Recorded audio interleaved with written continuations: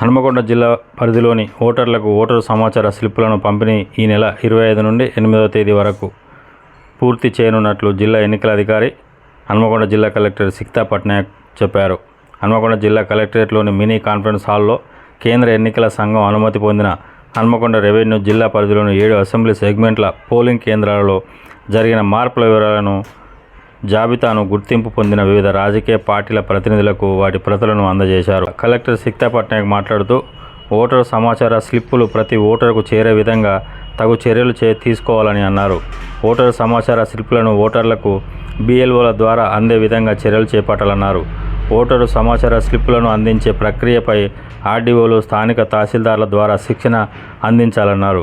అదేవిధంగా మారిన పోలింగ్ కేంద్రాల వివరాలను రాజకీయ పార్టీల ప్రతినిధులు సంబంధిత పోలింగ్ కేంద్రాల పరిధిలోని ఓటర్లకు తెలియజేయాలని కోరారు. పోస్టల్ బ్యాలెట్ కోసం ఏర్పాట్లు చేస్తున్నట్లు తెలిపారు. వరంగల్ పశ్చిమ, పరకాల RDO కార్యాలయాల్లో పోస్టల్ బ్యాలెట్ కోసం ఫెసిలిటీస్లను ఏర్పాటు చేయాలని ఆమె చెప్పారు.